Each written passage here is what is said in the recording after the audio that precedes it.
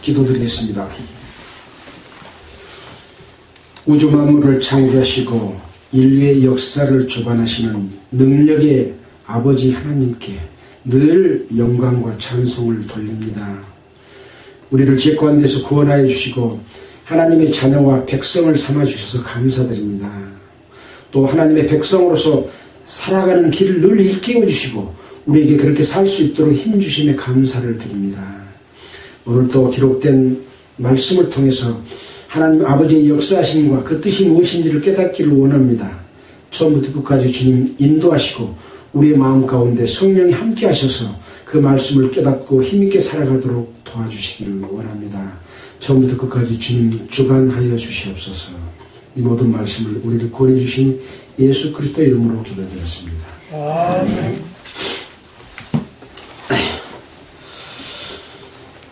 반갑습니다.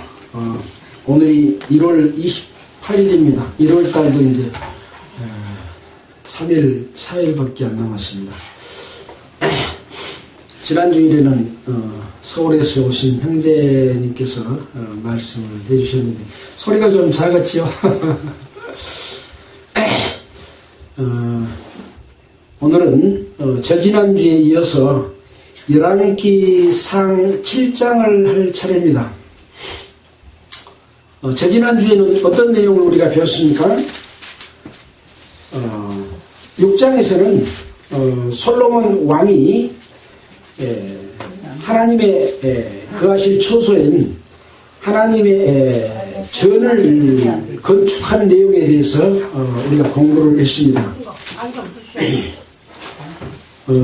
오늘 7장에서는 이제 하나님을 건축한 솔로몬이 자기의 궁을 짓는 부분에 대해서 기록이 되어 있습니다. 열왕기상 7장 읽어가면서 함께 살펴보도록 하겠습니다.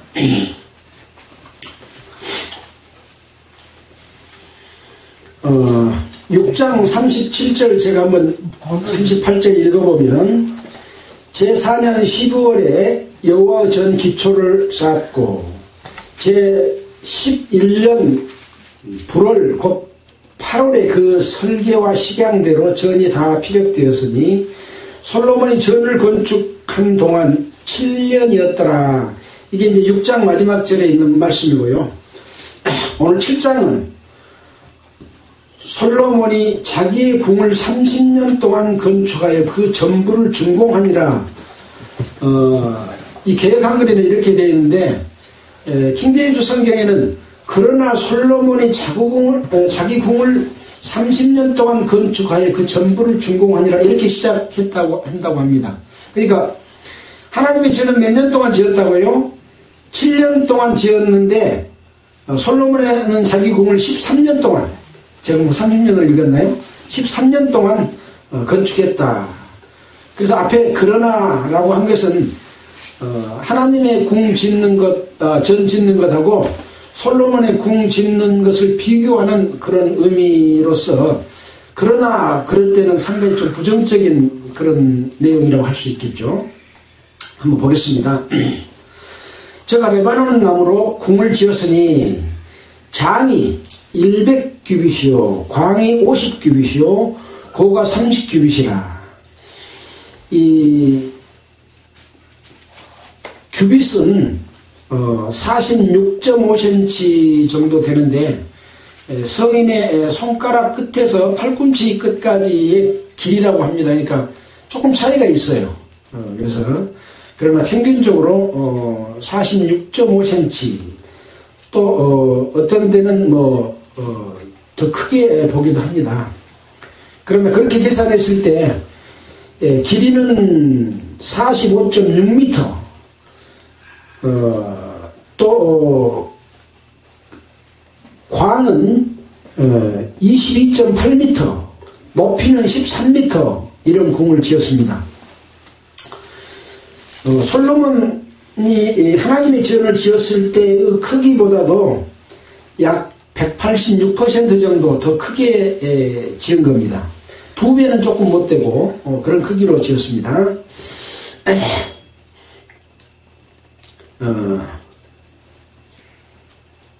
백향목 기둥이 4줄이요. 기둥 위에 백향목 들보가 있으며 기둥 위에 있는 45개 들보를 백향목으로 덮었는데 들보는 한 줄에 15이요.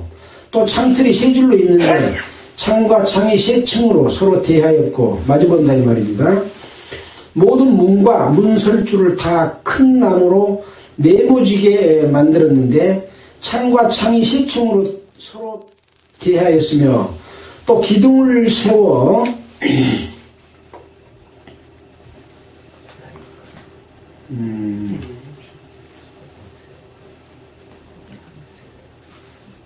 낭실을 지었으니 장이 50규빗이요 광이 30규빗이며 또 기둥의 앞에 한 낭실이 있고 그 앞에 기둥과 섬돌이 있으며 또 심판하기 위하여 보좌의 낭실 곧 재판하는 낭실을 짓고 온 마루를 백향목으로 덮었고 솔로몬의 거처할 궁은 그 낭실 뒤 다른 뜰이 있으니 그 공작이 일반이며 솔로몬이 또 그 장가든 바로 딸을 위하여 집을 지었는데 이 낭실과 같더라.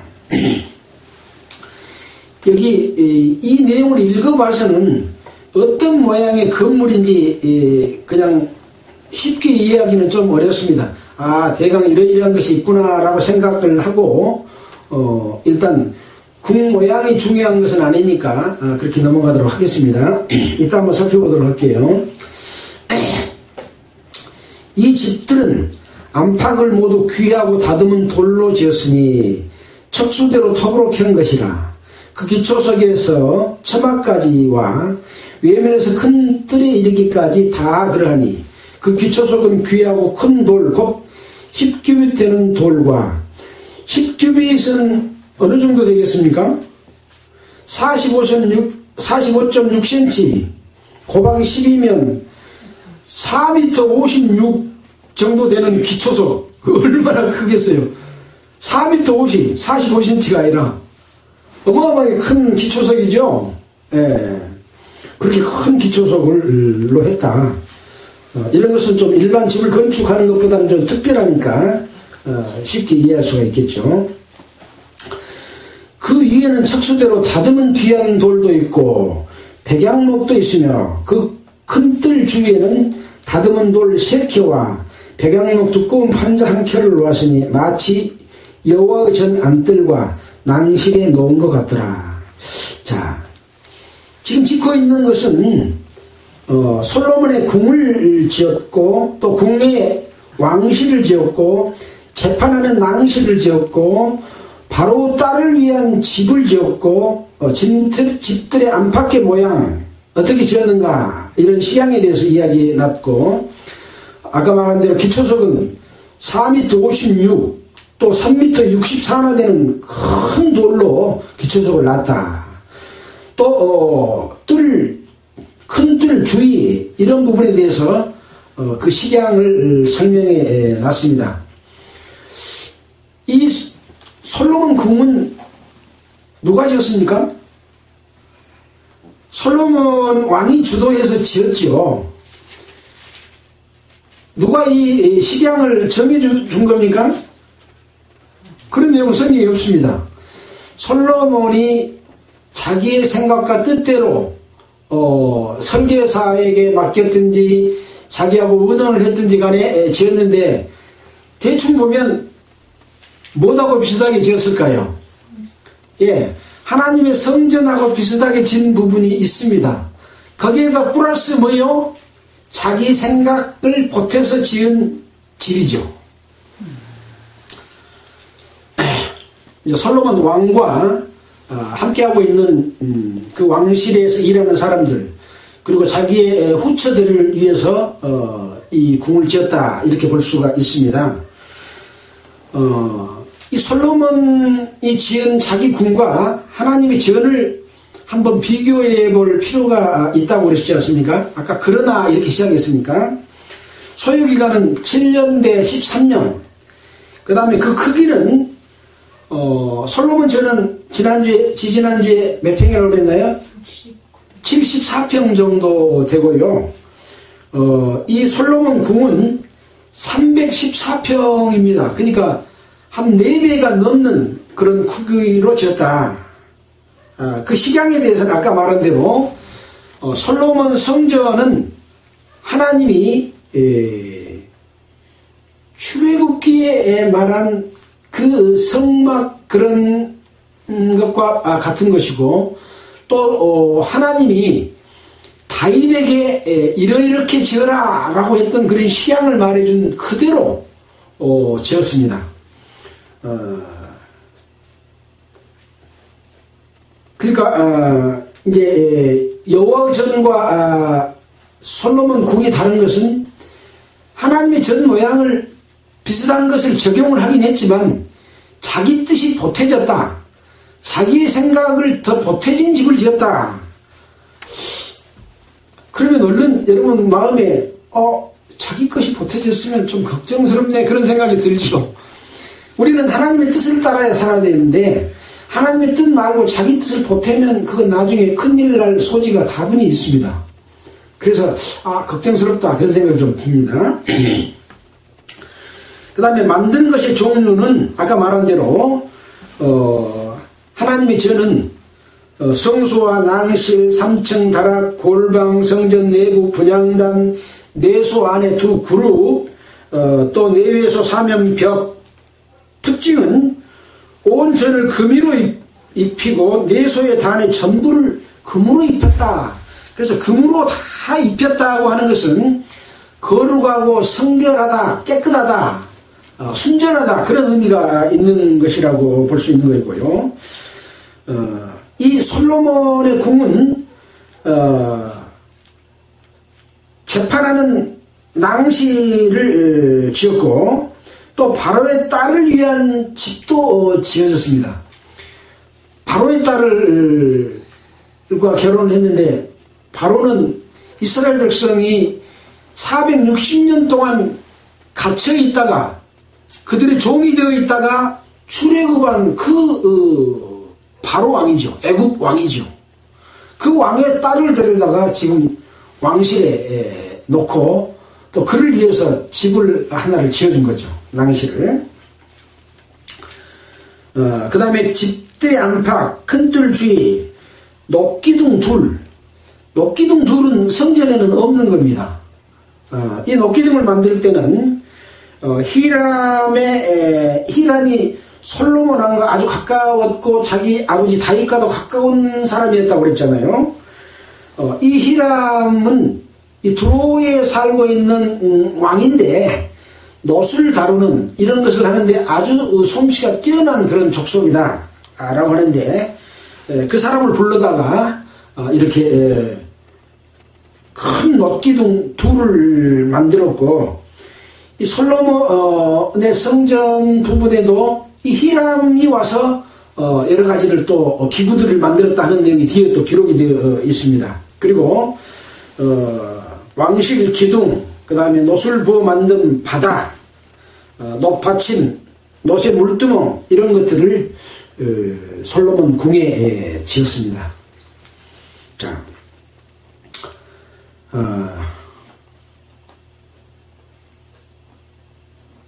구절이죠. 이제 이 집들은 안팎을 모두 귀하고 다듬은 돌, 거기 아까 했네요. 13절입니다. 솔로몬 왕이 보내어 히람을 두로에서 데려오니 저는 납달리 지파의 과부의 아들이요 그 아비는 두로 사람이니 놋점장이라. 놋점장이라는 놋을 잘 다루는 그런 기술자다, 그런 얘기입니다. 이 히람은 모든 논일의 지혜와 총명과 재능을 구비한 자더니 솔로몬 왕에게 와서 그 모든 공작을 하니라. 그런 것들을 만들었다, 그런 얘기입니다. 저가 놋기둥 둘을 만들었으니 그 고는 각각 18규빗이며 각각 12규빗이 되는 줄을 두를만 하며 또 놋을 녹여 부어서 기둥 머리를 만들어 기둥 꼭대기에 두었으니 이 머리의 고는 5규빗이요 저 머리의 고도 5규빗이며 기둥 꼭대기에 있는 머리를 위하여 바둑판 모양으로 얽은 그물과 사슬 모양의 따은 것을 만들었으니 이 머리에 7이요 저 머리에 7이라. 기둥을 이렇게 만들었고 또 2줄 성류를 한 그물 위에 둘러 만들어서 기둥 꼭대기에 있는 머리에 두르게 하였고 다른 기둥 머리에도 그렇게 하였으며 낭실 기둥 꼭대기에 있는 머리의 4규빗은 백합화 모양을 만들었으며, 그러니까 낭실 꼭대기에다 이제 백합화 모양을 이렇게 만들었으며, 이 2 기둥 머리에 있는 그물 곧 그 머리에 공같이 둥근 곳으로 돌아가며 각기 성류 202줄을 지었더라. 이 2 기둥을 전의 낭실 앞에 두되 우편에 기둥을 세우고 그 이름을 야긴이라고 하고 좌편에 기둥을 두고 그 이름을 보아스라 하였으며 그 2 기둥 꼭대기에는 백합화 형상이 있더라. 2 기둥의 공역이 마치니라. 이 야긴이라고 하는 뜻은 저가 세우리라 그런 뜻이고 보아스라고 하는 뜻은 그에게 능력이 있다 라고 하는 그런 뜻입니다. 그러니까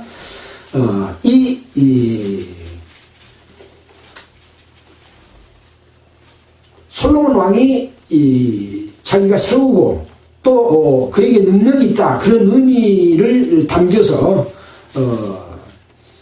2 기둥을 세우는 그런 일을 했습니다.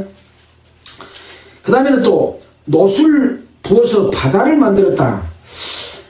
또 바다를 부어 만들었으니 그 직경이 30규빗이요 그 모양이 둥글며 그 골은 5규빗이요 주위는 30규빗 줄을 두를만 하며 그 가장자리 아래는 돌아가며 박이 있는데 매 규빗에 10개씩 있어서 바다 주위에 둘렀으니 그 박은 바다를 부어 만들 때 2줄로 부어 만들었으며 그 바다를 12소가 받쳤으니 셋은 북을 향하였고 셋은 서를 향하였고 셋은 남을 향하였고 셋은 동을 향하였으며 바다를 그 위에 놓았고 소 뒤에는 다 안으로 두었으며 바다의 두께는 한 손 넓이만 하고 그 가는 백합화의 식양으로 잔가와 같이 만들었으니 그 바다에는 2000밭을 담겠더라. 그러니까 이 바다를 또 만들었다라고 하는 거죠. 사실 바다 그러면 세상을 뜻하기도 하지 않습니까? 그런 어떤 것들을 만들었습니다. 그 다음에는 이제 놋받침과 물두멍을 만든 내용이 있고 또 저 뒤에 가서 40절에 가면 성전의 기구들을 만들었는데 이 기구들을 누가 만들었다고 되어 있냐면은 두로왕 히람이 또 물두멍과 부삽과 대접들을 만들었더라. 이와 같이 히람이 솔로몬 왕을 위하여 여호와의 전의 모든 일을 마쳤으니 히람이 여호와를 위하여 만든 거 아니라 솔로몬 왕을 위하여 이런 내용도 좀 우리는 유심히 살펴볼 내용이지 않습니까? 성전 기구들 곧 기둥 둘과 그 기둥 꼭대기는 공 같은 머리둘과 기둥 꼭대기 공 같은 머리를 가리우는 그물둘과 또 43절 열 받침과 받침의 열 물두멍과 한 바다와 그 바다 아래 12소와 솥과 부삽과 대접들이라. 히람이 솔로몬 왕을 위하여 여호와의 전에 이 모든 그릇을 빛난 놋으로 만드니라. 48절에 보면 솔로몬이 또 여호와의 전에 모든 기구를 만들었으니 곧 금단과 진설병의 금상과 내수 앞에 좌우로 5씩 둘 정금 등대며 또 금꽃과 등잔과 불집게며 또 정금 대접과 불집게와 주발과 숟가락과 불을 옮기는 그릇이며 또 내소 곧 지성소 문의 금돌저기와 전 곧 외소 문의 금돌저기더라. 솔로몬 왕이 여호와의 전을 위하여 만드는 모든 것을 마친지라. 이에 솔로몬의 그 붙인 다윗에 드린 물건 곧 은과 금과 기구들을 가져다가 여호와의 전 곳간에 두었더라. 다윗이 사람들로 같은 이 귀한 것들 금과 은들을 여호와 곳간에 두었던 것을 요리 옮겨서 지금 여호와 전에 옮겨 놓은 것이죠. 자, 이렇게 솔로몬이 여호와 전을 짓고 자기 궁궐을 지었습니다. 여호와께서는 뭐라고 지은 거죠? 여호와께서는 누가 있어야 될 것입니까? 여호와 하나님이 계실 곳이 여호와의 전이죠. 솔로몬의 궁전은 누가 있어야 될 것입니까? 솔로몬 왕과 함께하고 있는 사람들이 있어야 될 것이잖아요. 성전을 지어놨는데 하나님이 계시지 않으면 무슨 소용이 있습니까? 아무 소용이 없죠. 그래서 8장에서는 언약궤를 성전으로 옮기는 내용이 기록이 되어 있습니다. 그래서 하나님의 전에 하나님이 들어오셔야 그 전이 하나님의 전이 되는 것이고, 하나님이 이스라엘 백성을 위해서 그 전을 통해서 하나님의 능력이 역사하는 그런 상황이 되는 거죠. 우리는 하나님의 전이라고 그러지 않습니까? 우리는 하나님이 에덴 동산에서 사람을 지어가지고 영혼을 불어넣어서 우리 안에 영혼을 주셨습니다. 근데 그 영혼이 하나님을 향해서 하나님과 합해져야 될 텐데 마귀를 향해서 마귀와 합해져 버렸잖아요. 그래서 죄를 지어서 하나님으로부터 떠나고 에덴 동산에서 쫓겨났거든요. 근데 하나님께서는 예수 그리스도를 통해서 하나님이 거하시고자 하는 이 전을 깨끗하게 예수 그리스도 피로 정하게 하시고 성령을 우리 속에 넣어주셔서 우리가 하나님의 전이 됐습니다. 마찬가지입니다. 이스라엘 백성들은 솔로몬이 여호와의 전을 지었지만 언약궤를 들어오게 함으로써 그 언약궤 속에 하나님이 계시는 임재를 의미하잖아요. 언약궤 속에는 뭐가 들어있습니까? 예, 언약궤 안에는 만나를 담은 금 항아리가 들어있고 아론의 쌍난 지팡이가 들어있고 하나님이 주신 돌판이 들어있습니다. 십계명을 새긴 돌판이 들어있습니다. 자, 만나를 담은 금 항아리는 하나님이 주시는 양식을 의미하잖아요. 만나는 광야에서 이스라엘 백성들이 아무것도 없는 곳에서 먹을 양식을 준 것과 같은 거죠. 이 양식은 육의 양식이기도 하고 영의 양식, 생명을 살리는 영의 양식이기도 한다. 항상 그렇게 생각을 하시면 틀림이 없습니다. 아론의 쌍난 지팡이는 하나님이 아론을 통해서 이스라엘 백성들을 모세와 아론을 통해서 인도했잖아요. 그 지팡이를 상징하는 하나님의 임재하심과 능력을 의미합니다. 맨 마지막에 언약의 비석, 돌비석은 뭐가 새겨져 있습니까? 십계명. 십계명은 뭐예요? 율법. 예, 율법입니다. 법입니다. 한마디로 이 언약궤는 하나님의 법이 들어있는 겁니다. 하나님을 이끌어 하나님의 법, 그래도 같은 말입니다. 뭐 말인지 알겠죠? 하나님의 법을 떠나서는 하나님이 없습니다. 우리는 하나님의 법을 지키고 하나님의 법대로 살아야 된다 하는 것이 하나님의 성전의 성소 안에 지성소에 있는 언약궤가 의미하는 뜻입니다. 그것은 약속이고 법이고 생명의 길이고 하나님의 임재고 그 하나님을 우리가 모시는 그것과 같은 거라고 하는 거죠. 법을 떠나서는 하나님은 존재하지 않습니다. 이것은 약속입니다. 그래서 이 성전을 짓는데 이렇게 복잡한 막 제도와 식양이 써져 있어서 무엇을 우리에게 가르쳐 주시기 위한 것일까 이렇게 생각을 해보면서 이 성전이 이렇게 복잡한 것은 하나님의 뜻대로 지어야 되는 것이기 때문에 하나님의 제도와 하나님의 식양입니다. 그래서 이렇게 짓는 법을 하나님이 직접 명하시고 하나님이 직접 알려주신 그대로 짓도록 했습니다. 솔로몬 자기 전 지을 때는 그렇게 안 지었습니다. 자기 생각을 보태서 지었죠. 솔로몬 전에 하나님 계신 것이 아니라 성전에 계시죠.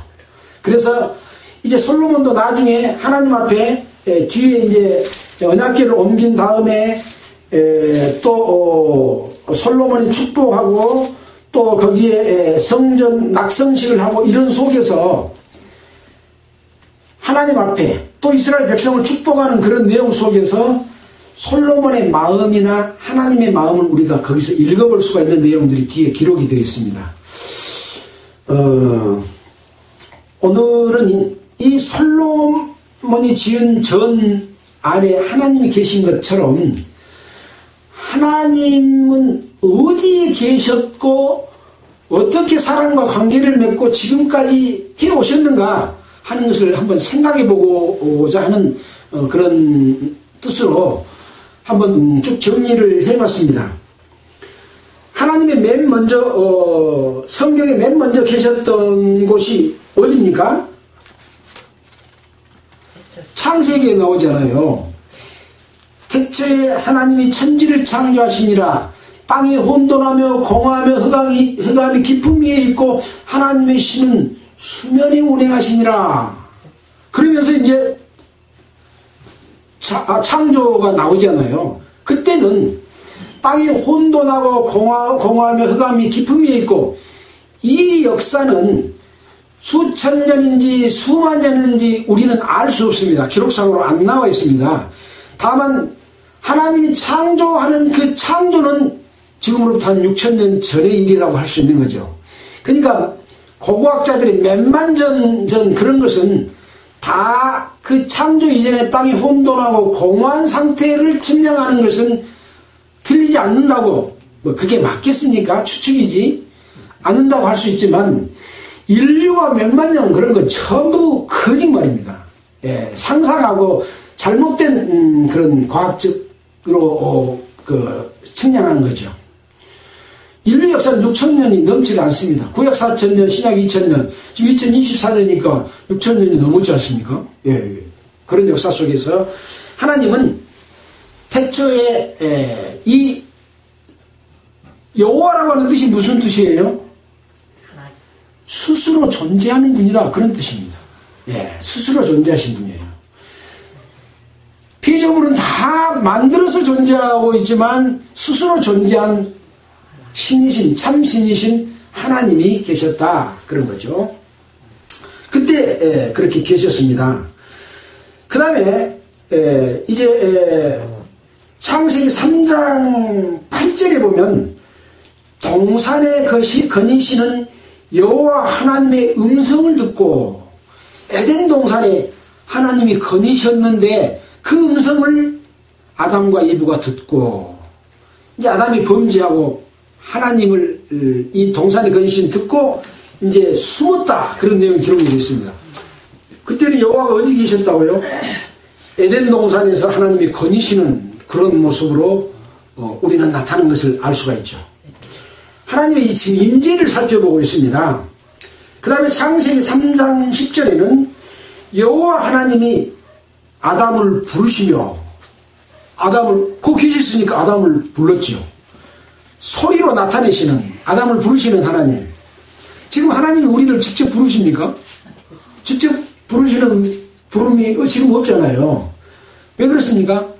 성경 안에 하나님이 나타나고 부르심과 역사하심이 다 기록되어 있기 때문에 우리는 지금 하나님의 음성을 들을 필요가 없습니다. 예수 그리스도께서 역사하심으로 말미암아 자기 자신이 하나님인 것을 알게 하기 위해서 기적과 능력을 보여줬잖아요. 그것도 하나님의 임재입니다. 성부와 성자와 성령은 하는 역할만 다르지 한 몸이기 때문에 그렇습니다. 네.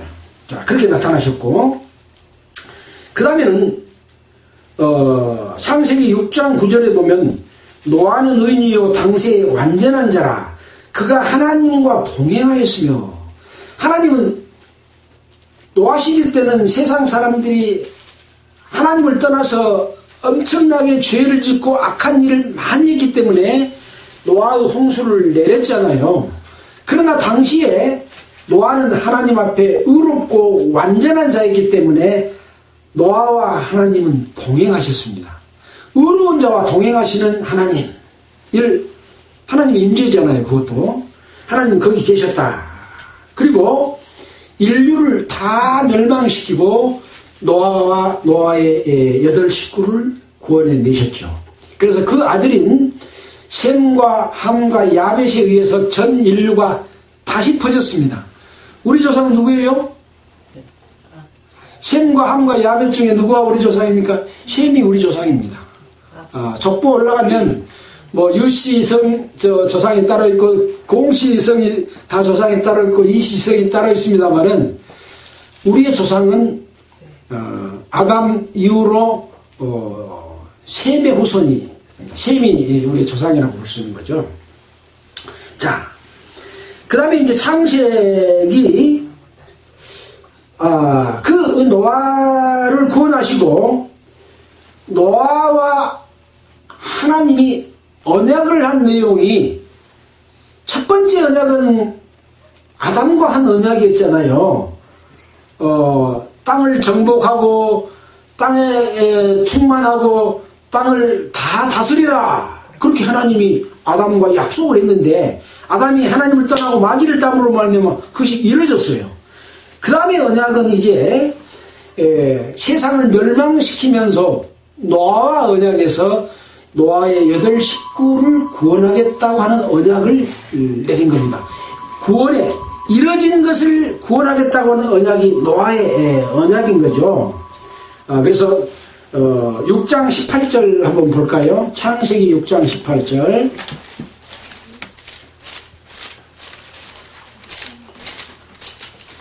(6장 18절에) 그러나 너와는 내가 내 언약을 세우리니 너는 네 아들들과 네 아내와 네 자부들과 함께 그 방주로 들어가고 21절 너는 먹을 것을 모든 식물을 내게로 가져다가 저축하라. 이것이 너와 그들의 식물이 되리라. 노아가 그와 같이 하되 하나님이 자기에게 명하신 대로 다 준행하였더라. 이것을 하나님과 노아가 언약을 세워서 방주로 들어가게 하고 네 가족들을 다 구원해 주겠다고 하는 언약입니다. 구원의 언약, 첫 번째 언약이죠. 예. 자, 그 다음에 이제 창세기 15장 7절에 보면 15장 7절 한번 볼까요? 하나님의 나타나심과 임재하심 15장 7절에 보면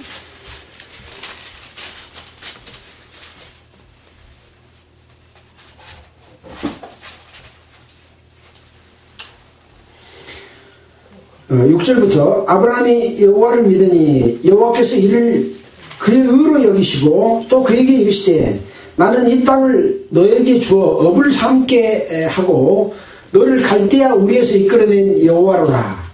그가 가로되 주 여호와여 내가 이 땅으로 업을 삼을 줄을 무엇으로 알리이까? 여호와께서 그에게 이르시되 나를 위하여 3년 된 암소와 3년 된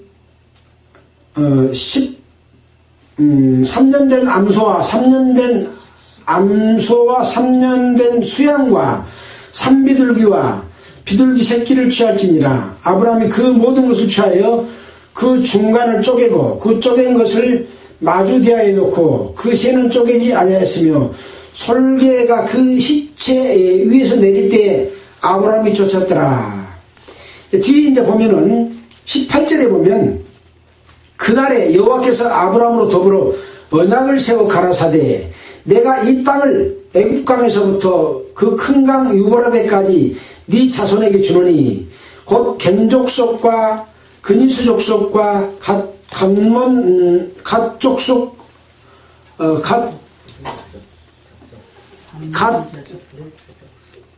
간몬 족속과 헷 족속과 브리스 족속과 르바 족속과 아모르 족속과 가난 족속과 길가스 족속과 여부스 족속의 땅이니라 하셨더라.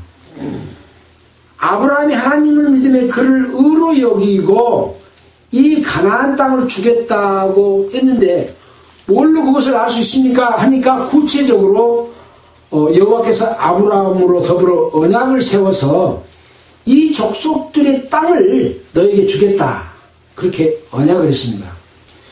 바로 하나님이 나타나셔서 아브라함과 대화하시고 노아를 구원한 것처럼 셋의 후손 중에서 아브라함과 언약을 통해서 구원하고 기업을 주겠다라고 하는 언약입니다.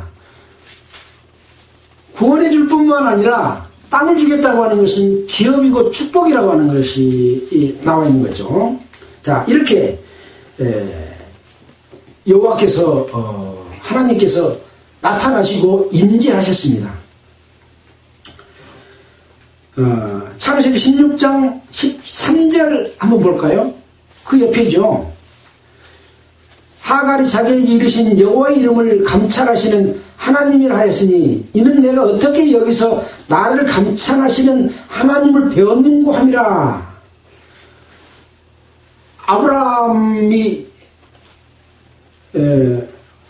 이제 이삭을 낳기 전에 자기 종 하갈을 통해서 이스마엘을 낳잖아요.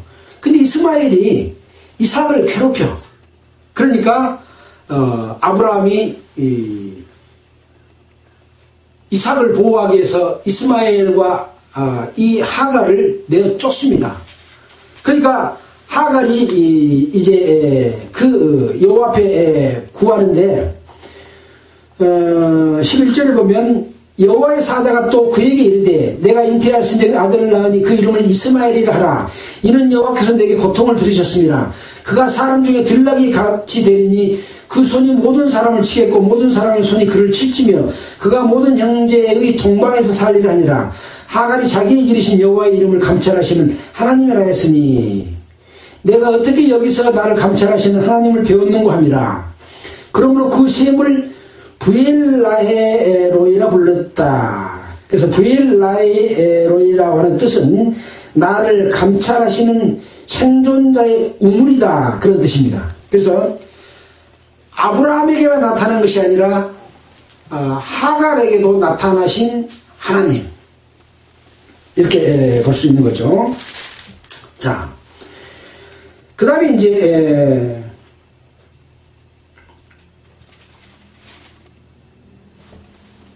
아브라함과 언약 중에서 17장 4절에 보면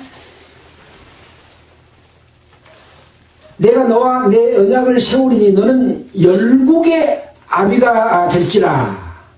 이제 후로는 내 이름을 아브라함이라 하지 아니하고 아브라함이라고 하리니 이는 내가 너로 열국의 아비가 되리 함이니라 하고 아브라함을 아브라함으로 바꿔서 부르주고 어떤 아비라고요? 이스라엘의 아비가 아니라 무슨 아비요?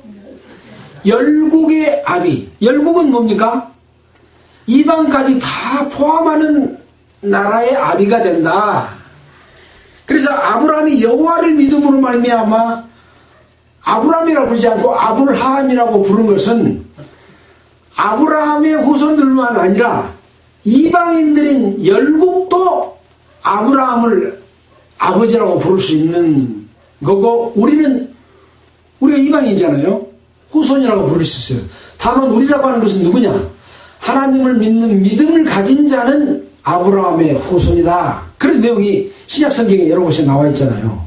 그래서 우리의 조상은 믿음의 조상은 아브라함입니다. 그렇게 말해도 아브라함이 우리 조상입니다. 그래도 믿음을 가진 자는 그 말이 맞습니다.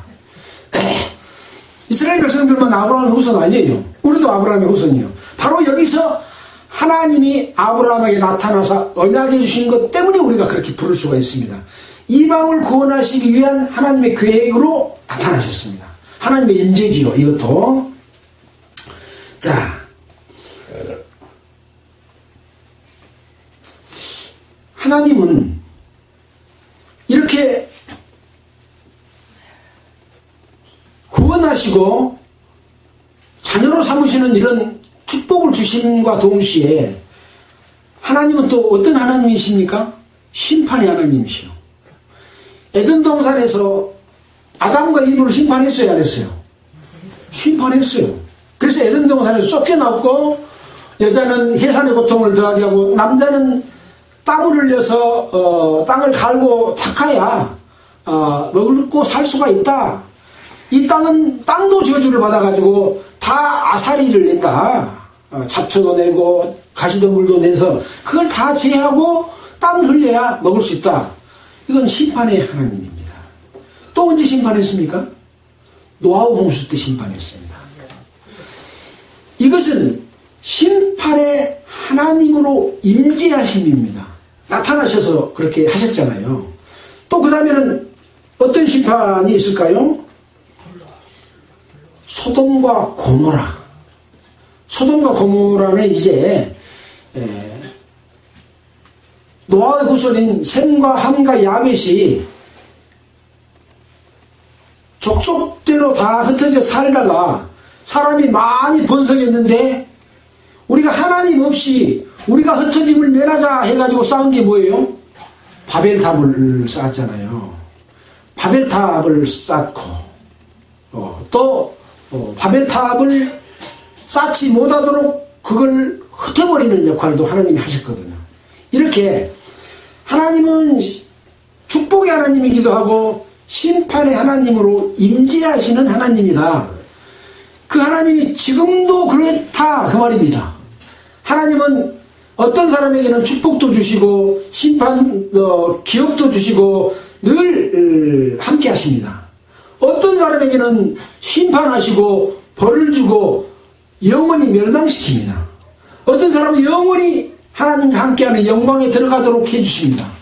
그러니까 하나님의 임재는 늘 우리하고 함께하고 있다 하는 것을 생각해 봐야 된다. 성서 지을 때 생각 안 하면 언제 생각할까요? 그렇잖아요. 보통 사람들은 하나님의 임재를 느끼지 못하고 그냥 살아갑니다.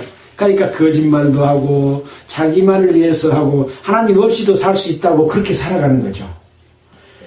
또 자기 생각이 하나님의 뜻과 다른데도 그것을 믿어. 자기 생각을 믿어. 안 돼요. 뭘로 비춰봐야 돼요? 하나님이 기록해 놓은 이 성경을 통해서 나 믿음과 내 삶이 옳은지 그런지를 늘 대조를 해봐야 돼요. 하나님이 임재할 때 그때 어떤 사람이 벌을 받았고 어떤 사람이 축복받았는지 그것을 아담과 노아와 또 소돔과 고모라와 그 다음에 바벨탑 그 다음에 이스라엘 역사 속에서 출애굽 또 광야 생활 가나안 땅에 들어갈 때 또 사사 때 또 왕들 때 어떻게 믿는 것이 잘못 믿는 거인가 하는 걸 다 보여줬잖아요. 그래도 그거 옳고 그런 거 분별 못하면 돼요 안 돼요? 안 되는 거예요. 하나님이 멀리 있다고 생각하고 내 마음속에는 헛것을 쫓아가면 큰일 난다. 그런 것 때문에 늘 심판의 하나님도 생각해야 되고 축복의 하나님도 같이 생각하면서 우리는 살아가야 된다. 그래서 신약 성경에도 두렵고 떨림으로 구원을 이루라 그랬던 거잖아요. 네. 자, 그런 하나님의 임재. 네, 그래서 우리는 이제 그 하나님의 임재하심을 창세기를 통해서 이렇게 살펴봤습니다. 창세기 다음에는 뭐예요? 출애굽기죠. 이스라엘 백성들은 아브라함과 약속하고 아브라함과 이삭과 야곱을 통해서 그 언약을 이루도록 했는데 흉년이 들어서 살기가 어려워서 애굽 땅으로 갔습니다. 먼저 하나님께서 자기 형제간들이 요셉을 구덩이에 빨쳤다가 건져내서 팔았는데 애굽으로 팔려가서 먼저 애굽에서 자리 잡게 하시고 그 다음에 이스라엘 백성들을 흉년으로 말미암아 애굽으로 들어가게 했습니다. 이때까지는 야곱이 이스라엘이잖아요. 이스라엘인데 이스라엘 백성이 나의 백성이다 라고 약속을 했지만 하나님의 백성이 세상 속에서 빠져서 바로 세상의 종이 되어버린 거죠. 우리는 세상에 태어날 때 하나님의 그 솜씨로 어머니 뱃속에서 잉태돼서 세상에 태어납니다. 세상에 태어날 때는 누구든지 다 하나님의 자녀가 될 수 있도록 태어났어요. 근데 성장하고 자라면서 세상 속에 물들어 있는 것은 애굽에 사는 것과 같은 거다 하는 것을 알려주기 위한 겁니다. 아, 내가 종노릇 하고 있구나, 하나님의 약속이 있구나 하고 알게 되면 그 종노릇 한 데서 벗어나서 하나님께 구해야 돼요, 안 구해야 돼요? 구해야 돼요. 세상에 사는 것으로 세상에서 만족하고 살면 하나님을 찾을 마음이 있어요, 없어요? 없어요. 그래서 하나님을 찾도록 하는 것을 알려주기 위한 것이고, 애굽에서 이스라엘 백성들이 그 하나님을 찾는 마음이 있을 때 모세를 통해서 몇 가지 재앙을 내렸습니까? 10가지 재앙을 내렸어요. 이 10가지 재앙은 아론과 모세를 통해서 모세의 지팡이로 행했지만 그 속에는 누구의 능력이 들어있습니까? 하나님의 능력이 들어있어서 이것은 하나님의 임재하심으로 나타난 능력입니다. 하나님은 사람을 통해서 일을 하시거든요. 또 어떨 때는 천사를 통해서 일을 하십니다. 그래서 늘 하나님은 여러 방법으로 사람 가운데 나타나셔서 자기의 능력을 나타내 보입니다. 능력을 나타낸 그것을 믿어버리면 뭐이 됩니까? 우상이 되는 거예요. 하나님의 능력이 분명히 모세를 통해서 나타났는데 모세를 믿어버리면 모세가 우상이 되어버리는 거예요. 그러니까 모세가 없으니까 이스라엘 백성들은 금송아지 만들어갖고 이것이 우리를 인도한 신이다라고 한 거예요. 모세가 있었으면 모세를 바라보고 모세가 또 어떤 능력을 우리에게 해줄 거 그렇게 할 텐데 모세가 십계명 받으러 올라가 버렸거든요. 그러니까 갔다 오니까 금송아지 만들어서 이것을 우리를 인도한 신이다라고 했는데 그게 바로 우상 섬기는 최초의 모습을 보여준 거예요. 우상은 뭐예요? 눈에 보이는 것, 하나님의 것을 사람 것으로 모양으로 바꿔버린 것은 다 우상입니다. 우리가 하나님을 믿을 때는 보이지 않는 하나님을 믿어야 되는 거예요. 근데 뭘 보고 믿어야 돼요? 눈에 보이는 것이 아니라 나타난 능력, 그걸 보고 믿어야 되는 거예요. 예. 눈에 보이는 거 믿으면 다 우상입니다. 그렇게 되면 다 나중에 보면 헛것 섬기고 있다, 그런 얘기죠. 복음을 잘 전하니까 그 사람이 대단해. 그냥 그 사람을 믿어. 그 사람 말만 다 믿어. 성경 말씀은 안 믿어. 그 사람이 가르쳐준 것만 믿어. 그게 뭐예요? 우상이에요, 우상. 예. 교파가 다 그렇게 해서 생겨났습니다. 장로교, 성결교, 감리교, 천주교 할 것 없이 전부 처음에는 하나님의 역사가 있었지만 나중에 사람이 조직을 만들고 그 조직에 의한 인도자가 바로 교파의 교주가 되어버리는, 그것이 다 교파가 되어버렸습니다. 고린도 교회에 바울이 복음을 전했는데 사람이 그 능력을 나타내니까 나는 바울, 나는 아볼로, 나는 게바를 믿고 우리는 게바파다, 나는 아볼로파다, 나는 베드로파다, 이렇게 팔을 나눴잖아요. 누가 팔을 나눴냐? 하나님은 한 분이시다, 예수 그리스도 한 분이다 라고 한 거잖아요. 우리는 사람을 믿으면 안 됩니다. 제가 아무리 복음을 잘 전하고 그리스도인이 살아가는 이 성경의 말씀을 잘 전해줄 줄 알아도 나를 믿으면 큰일 나는 거예요. 내가 변하면 여러분도 함께 멸망하니까. 그래서 이정식 목사가 성경대로 한지 안 한지 우리는 성경을 보고 늘 비춰봐야 된다니까요. 비춰봐야 돼요. 그래갖고 그 결말을 보고 잘못되면 안 따라가야 돼요. 뭘 따라가야 돼요? 성경을 따라가야 돼요. 하나님을 따라가야 돼요. 능력으로 역사하는 하나님께서는 성경을 통해서 우리에게 늘 보여주신다. 하나님의 임재가 그렇게 나타납니다. 근데 하나님의 임재를 못 보면 뭐요? 소경이요. 하나님의 임재를 못 느끼면 문둥이요.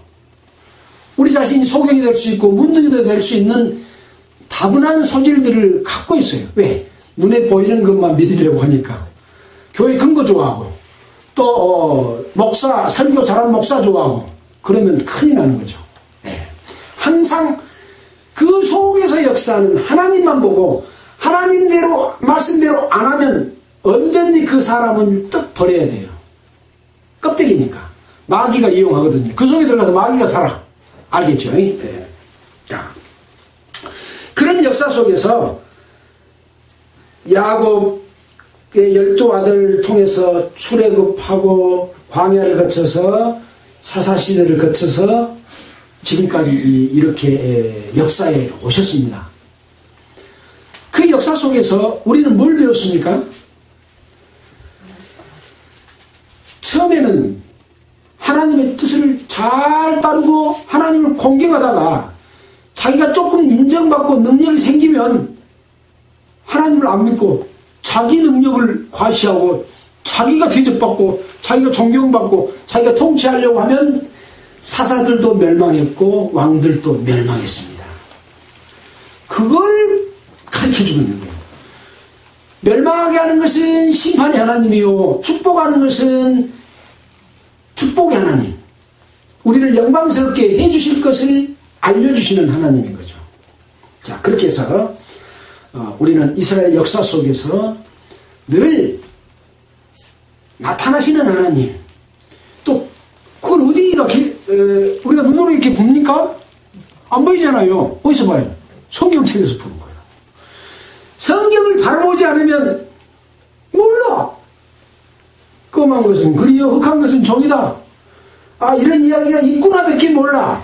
그 속에서 역사하는 하나님의 뜻을 알아야 성경을 본다, 깨닫는다, 하나님의 뜻을 따른다, 분별한다, 그렇게 알 수 있는 것이다 라는 말씀을 드립니다. 오늘은 솔로몬 왕이 하나님의 전을 짓고 자기 궁전을 지으면서 하나님의 전보다 2배가 넘는 기간 동안에 자기 궁을 짓고 또 4배가 넘는 4배 가까운 자기 궁을 짓고 자기 생각대로 자기를 위해서 전을 자기 궁을 짓는 이 솔로몬을 통해서 우리가 느껴야 될 것이 뭔가, 하나님의 임재, 성전 속에 하나님이 들어가야만이 하나님이 역사하신다 하는 것들을 살펴보면서 하나님이 그동안에 어떻게 역사해 오셨는지를 한번 살펴보는 시간을 가졌습니다. 기도하겠습니다. 하나님 아버지 감사합니다. 우리 가운데 역사하시고 함께하시고 능력으로 나타나시는 하나님을 늘 섬기고자 원합니다. 우리의 마음을 늘 붙잡아 주시고 육신을 따라서 자기 생각을 따라서 세상을 따라서 마귀를 따라서 가지 않도록 우리를 보살펴 주시옵소서. 오늘 하루 삶 또 일주일의 삶, 한 달의 삶, 1년의 삶, 주님 오실 때까지의 삶까지 주님께서 함께해 주시고 주님의 약속된 영광으로 나아갈 수 있도록 그 속에서 살게 하여 주시옵소서. 이 모든 말씀을 우리에게 권해주신 예수 그리스도의 이름으로 기도드렸습니다. 아멘. 찬송가는 245장 하겠습니다.